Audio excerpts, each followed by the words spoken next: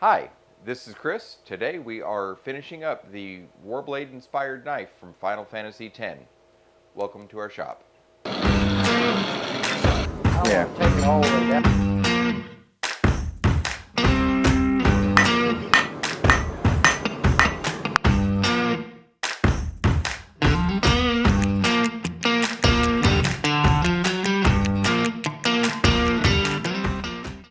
Okay, the first thing we're going to be doing today is doing some hand sanding so I can get a final polish up on this thing. We're going to start sanding block, 60 grit sandpaper. After that, get everything polished up. What we're going to do is do an acid dip on this so we can just kind of darken the whole blade up. At the end of it, I'm going to polish the edge real shiny so you got a good contrast between what will be light and dark.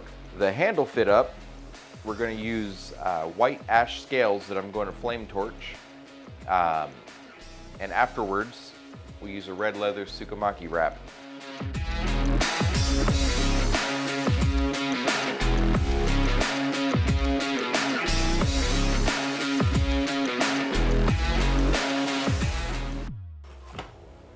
So I'm using the sanding block because that helps me make sure I'm maintaining even flat pressure all the way across the blade.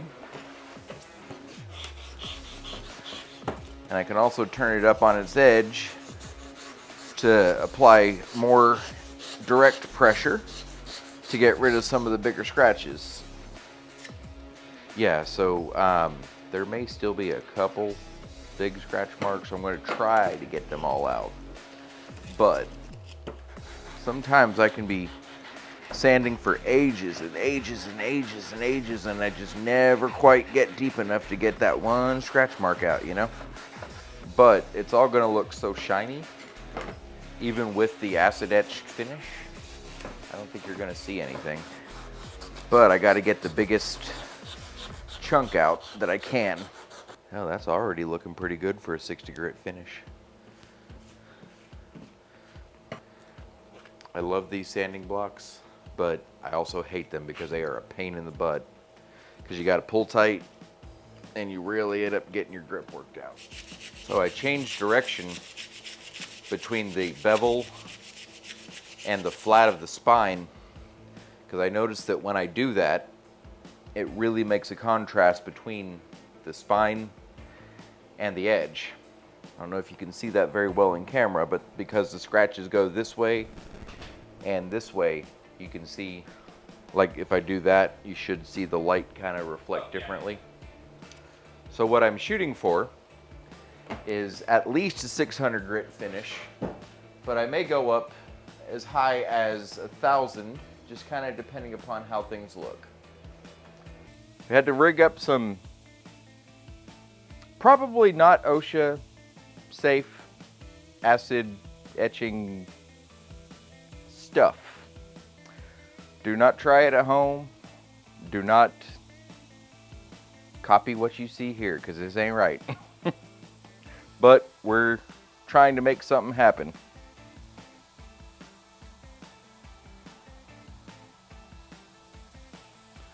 We're going to let that sit like that for a little while. See if I can get just a little bit higher up on that blade. Okay, we're gonna let that set for a little bit. All right, coming out of the acid now. We've been in there about 20 minutes or so. Got some good darkness going on. I'm gonna go ahead and give that a neutralization, clean it up a little bit, and we're gonna move on to the next part. Okay, we're just gonna rinse this down with some dish soap and slack tub water because it's what I got to work with today.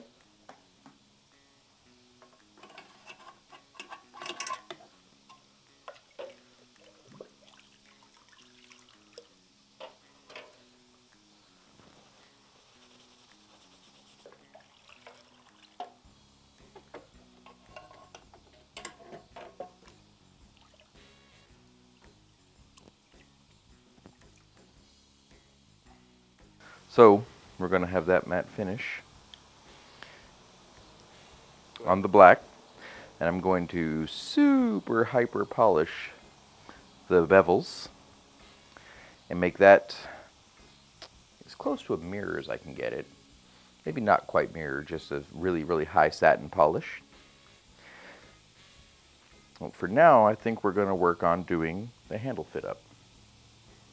So next step, now that we've got the acid etch done, I'm going to go back over at I think 600 grit, maybe go up to 1,000, and just kind of repolish out the edge bevels and see how good of a contrast I can get there. Go ahead. So this is kind of more or less what we're going for right here. See, we're getting a higher contrast than down here, so it should end up looking really fancy when we're done.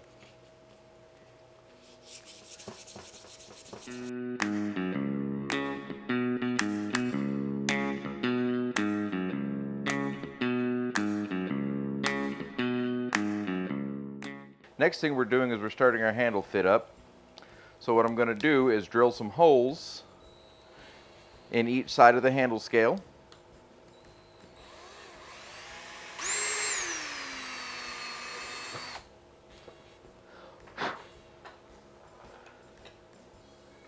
Kind of start a pin in there so I don't move.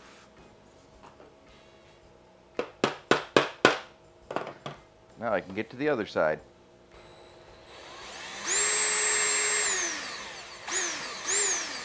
Okay.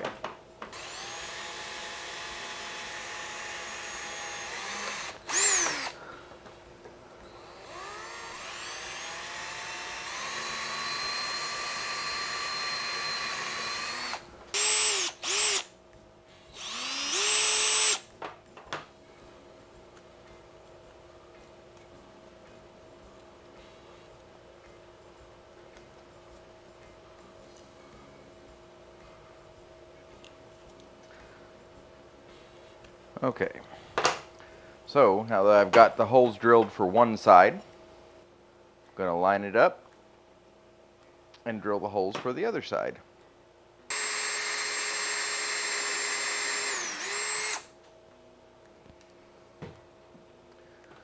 Just to make sure that doesn't walk on me.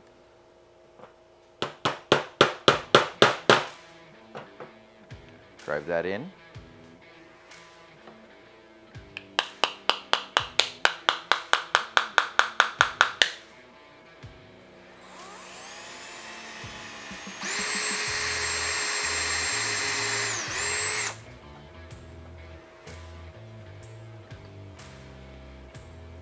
All right, holes are poked all the way through.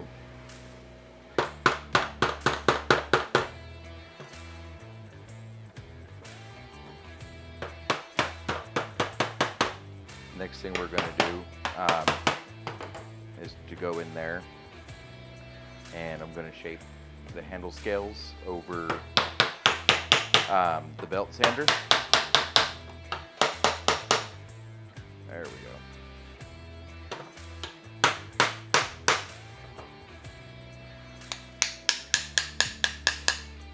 There we go. Now it's fit up.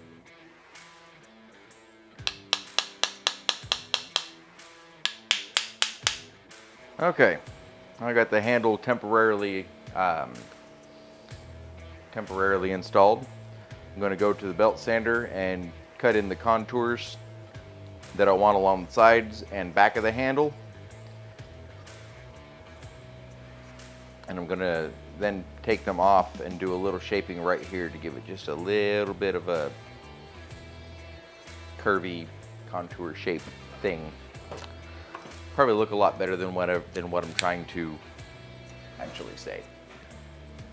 Okay, so let's go ahead and I'm going to do this little bit of shaping because I got a fresh belt on there, and we'll call it for today.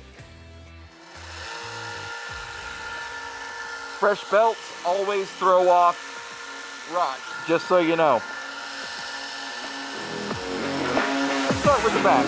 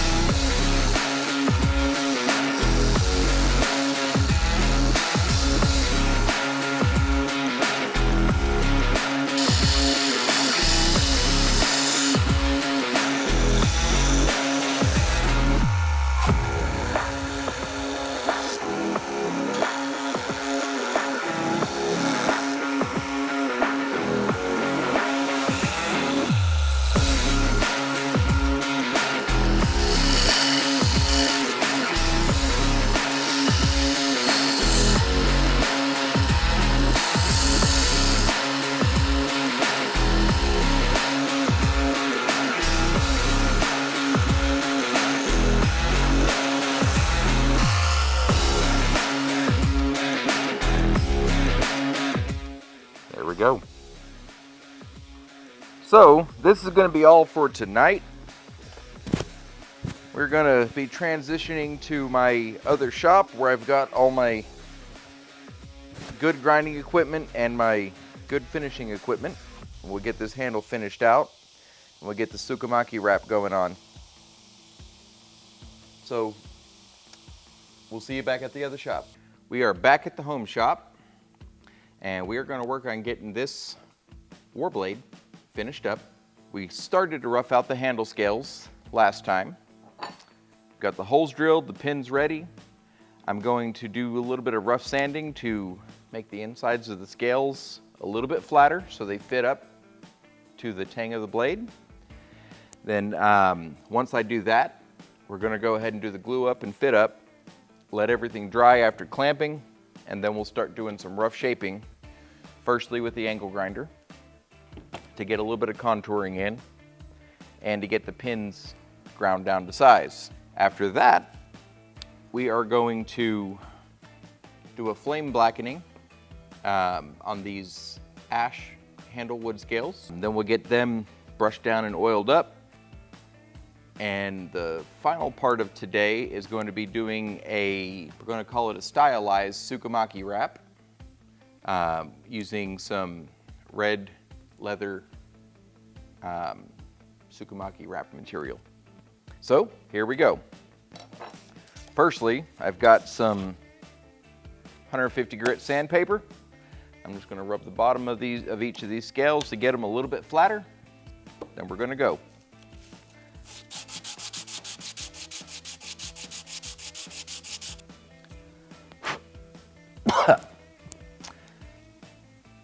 So we got a nice flat finish on there now.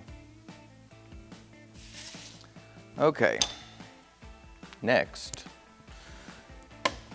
I'll get my trigger clamps because those are coming up.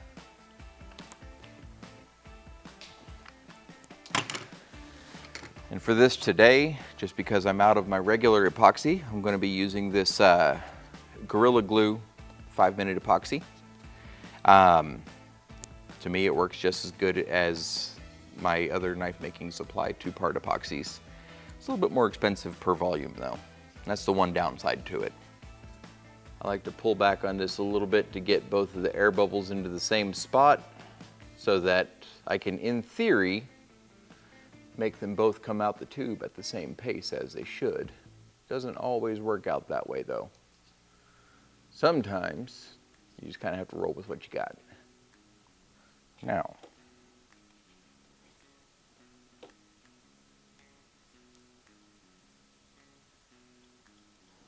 I like to get a good thin even coat all the way across the piece, because sometimes even with a little bit of squeeze out, it doesn't always coat as well as you would like it to. You want a little bit of squeeze out. More.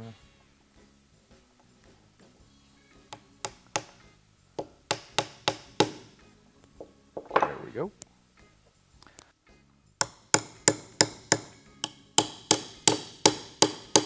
There we go.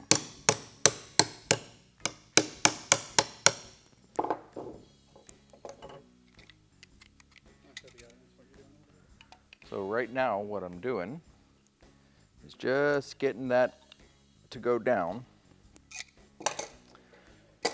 using epoxy and pins to hold everything in place. Now,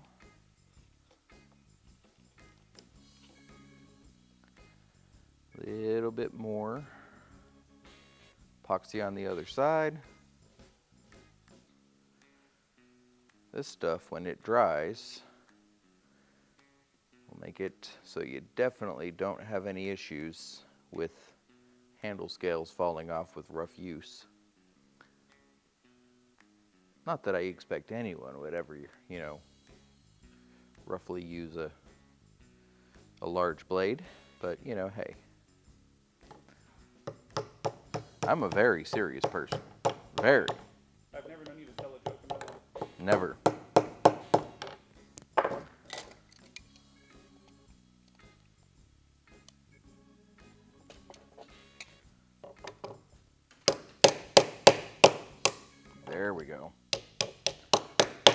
There we go. Now it's on there. Using the channel locks just to give me a little bit more leverage for whenever I go to clamp down.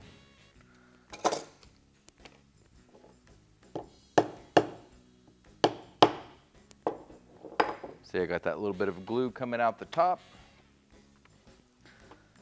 Now, whenever I go to squeeze, so if all goes well, as I squeeze this, you're going to see a little bit of glue popping out through the seams, which got some right there. That means that we're getting some decent coverage inside there. There we go.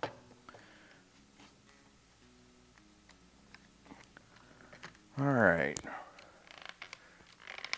Although this is definitely a 5-minute epoxy, we're going to let this sit for maybe 10-20 minutes before I go any further. That way it has a chance to set real good and hard. It has been about 20-30 minutes. Let's break this sucker apart without breaking it apart. And we're going to start doing some shaping of the handle. So as it stands, here's what we look like. Okay, so first thing I'm going to do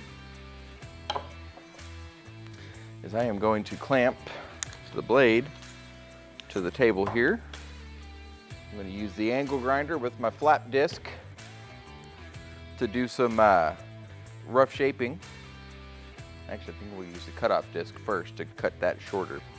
And then I use the flap disc to do some rough shaping and contouring of the handle. Then a little bit of sandpaper to smooth it up. And we're going to go torch the wood. Yeah, I think that's good.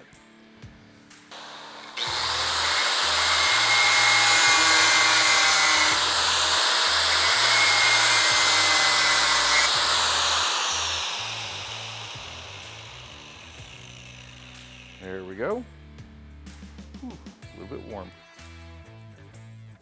Rough shaping time.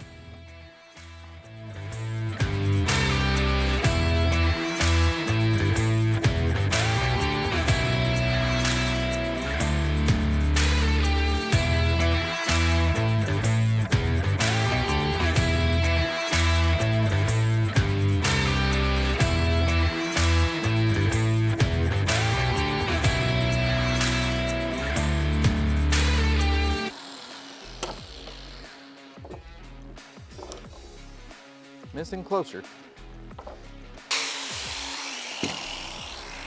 Okay. Gonna let that cool down a little. Maybe we can go hit it in the sink real fast. Just to cool that steel down. We're gonna do a little bit of hand sanding. Okay. Next thing we're gonna do, I'm gonna do a little bit of sand work to clean up the rough grind work. We're not gonna go too deep with it because this is definitely not gonna be the final finish. This is just gonna be the underneath of everything. The final finish is gonna be this stuff right here. But, you know, we still want it to look decent.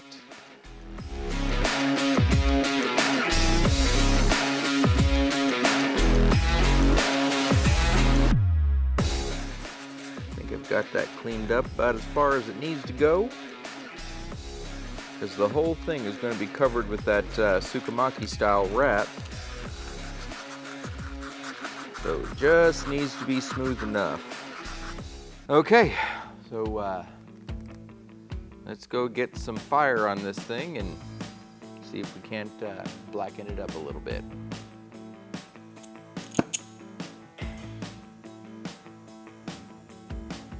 We don't need to get too bright with this, so probably just going to run it on oxygen or on acetylene.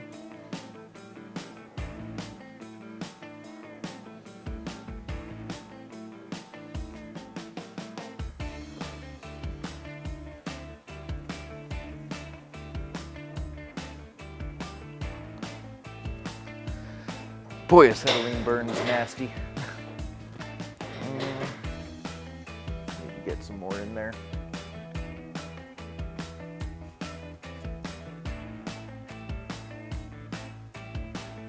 There we go. I think I am gonna burn some oxygen on there just to burn the acetylene off.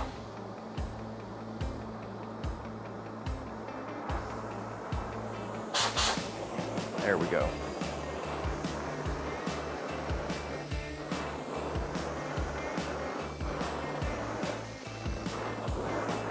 So we did all that work, right? To tear it up. But and we're going to go back and wire brush it here in just a second. Just because I know that's going to be good and hot. There we go.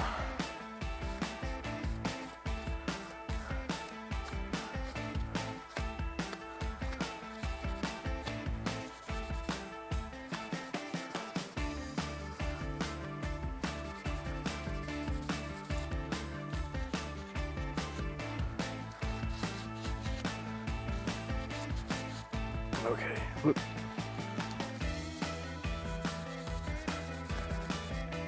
Already a much different look, huh?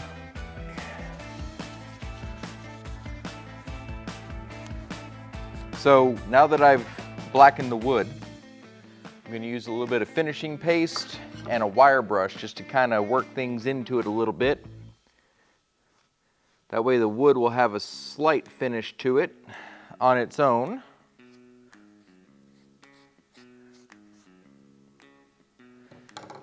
Even aside from the Tsukamaki style wrap that I'm going to be doing. For anybody that's a Tsukamaki purist, just be aware, I am not a Tsukamaki artist. I just know basically how it's done. And this one is not going to be completely authentically accurate, but it's going to be a good rendering slash representation of it. Mostly going for pure looks here and style as compared to sticking to strict tradition. Now this is a little bit bigger, stiffer of a bristle wire brush than I was anticipating, but it'll work for what I want. Just looking for it to kind of work some of that paste down into the grain.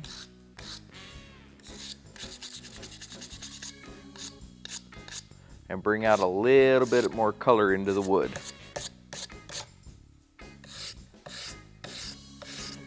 Also to kind of uncover the brass pins a little. They got blackened in the flaming process.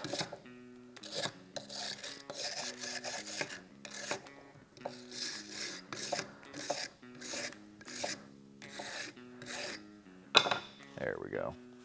I feel like doing this burn kind of gives it a fairly unique look.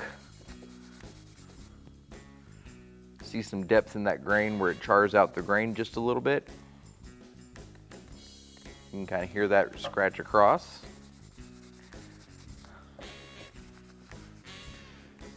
All right, I'm going to let that dry in just a little bit.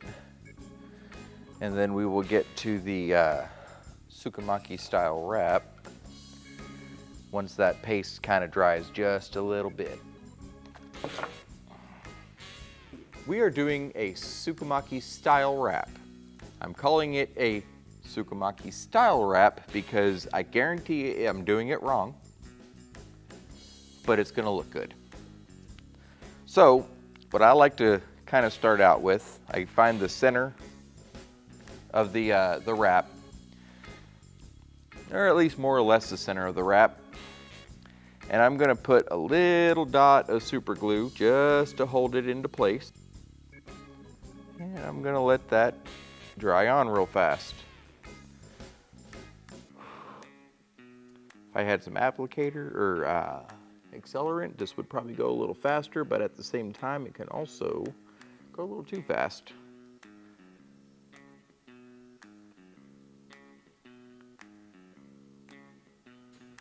A little bit more. Okay. Now that's attached.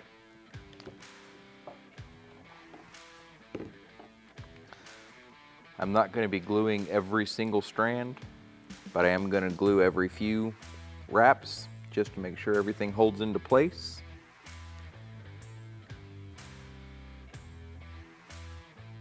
Because then,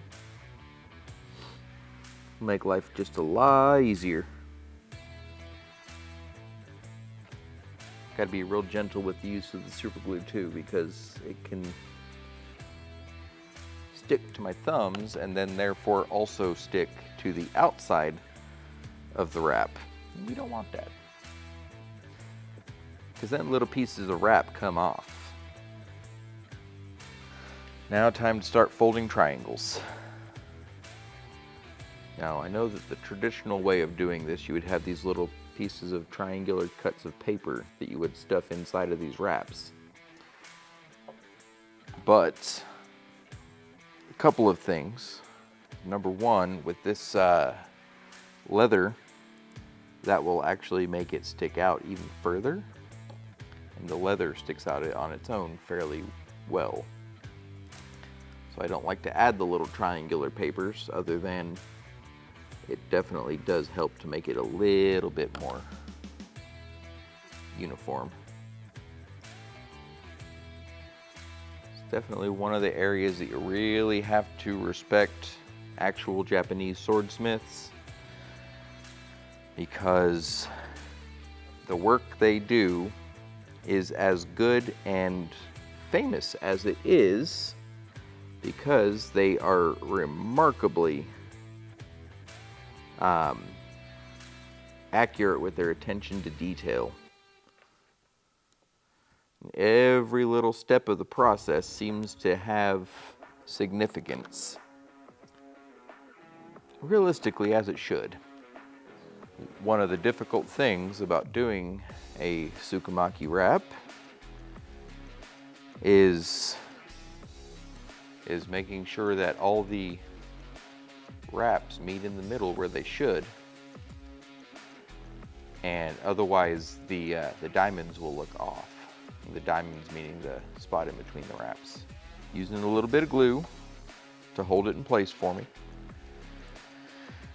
And the way I do it, I start the wrap, and then I'll look at it, and I don't like it, undo it. Then I'll look at it again, then I don't like it, then I'll undo it, then I'll look at it again, and keep rinsing and repeating it. The goal is that everything looks the same. Now, because I'm not doing this on a typical uniformly shaped Japanese style handle, it's not going to be the same, but to make it look uniform is still important.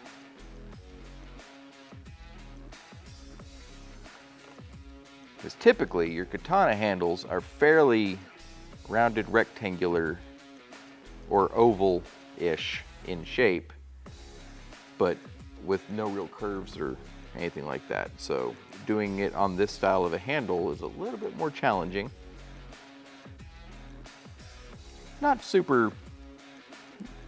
much more difficult, just a little bit more challenging. Presents different problems. So one of the things I'm doing is making sure that each side I'm doing the wrap in the same order. So from left to right or top to bottom, however you want to look at it, is the same. Yeah, that's about right.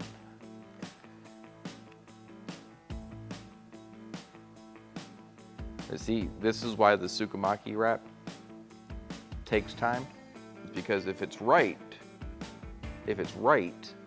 the only thing you see of the parent material is in the diamonds. You notice how like they all are almost, they're not perfect because I can't make them perfect yet. I don't have that in me, but like you can tell they are where I mean them to go. Like, okay, now do I want to go one more? Do I want to go one more or leave it there? Do I have enough? Let's see if I have enough for one more. Here's gonna be the tricksy part. I'm gonna cut this to where both ends meets.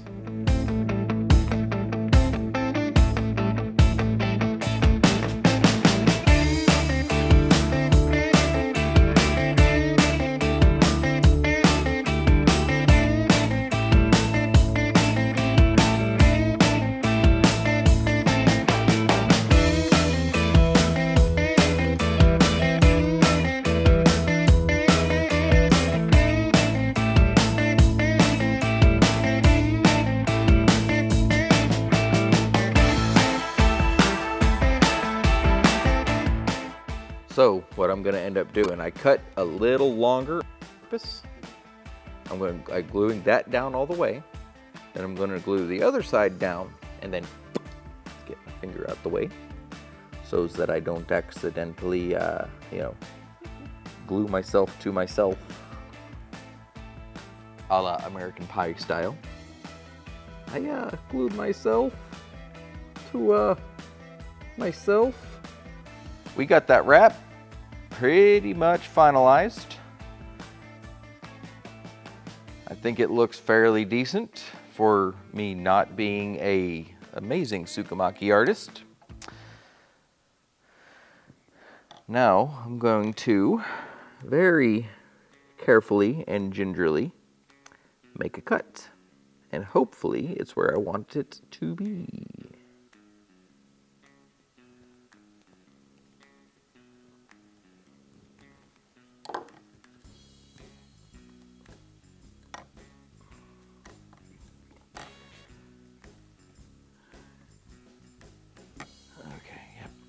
Just about there. Let's see if I can pull that up a little.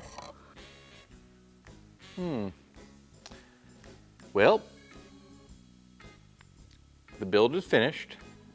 The only thing I'm still gonna do is do a little bit of polish and cleanup work on the bevels and edge itself. I'm gonna do that off camera because I just think that you guys are probably not gonna like watching that. But here we go. For all intents and purposes, this is the Warblade from Final Fantasy X. Brought down to scale to be wielded by the mere mortals that we are. You know, something that's not gonna, give you a hernia if you're trying to swing it. Feels pretty decent in the hand, and I think it looks pretty mean. Pretty happy with the way that Tsukamaki wrap came out. Well, there you go. There we have it. We'll see you next time.